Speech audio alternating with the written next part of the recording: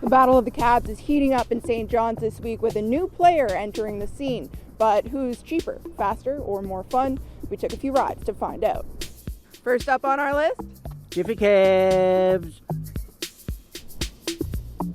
we ordered our ride on a Wednesday afternoon using Jiffy's pretty simple app to order our car. It came, of course, in a jiffy and only careened around a few corners. But the problem, we paid $17, which was about 40% higher than the $12.80 quoted by Uber.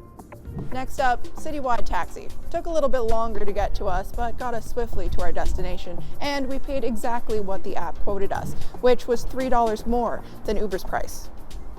Now, our driver told us he wasn't too worried about Uber, but might jump ship if it starts to steal away customers, and he wasn't the only taxi cab driver with that backup plan.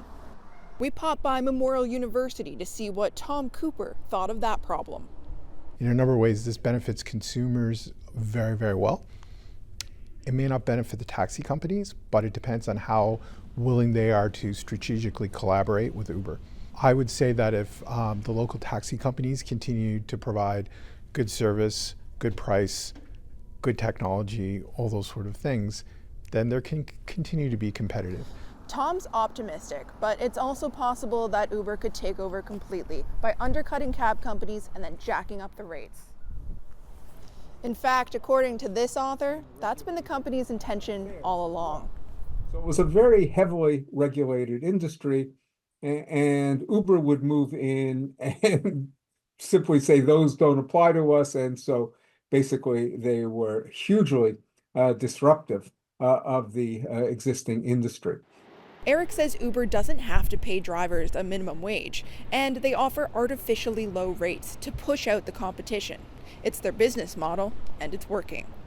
What Uber was doing was burning through billions of dollars of investors' money in order to try to acquire something close to a monopoly position. They would charge below-cost fares and therefore drive out the taxi industry. And then once they had achieved a certain level of market saturation, then they would start raising prices.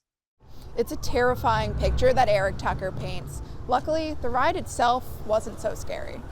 Our Uber got to us in under 3 minutes, and our driver was a bundle of fun, but said he was only driving for Uber because he needed a second job thanks to the rising cost of living.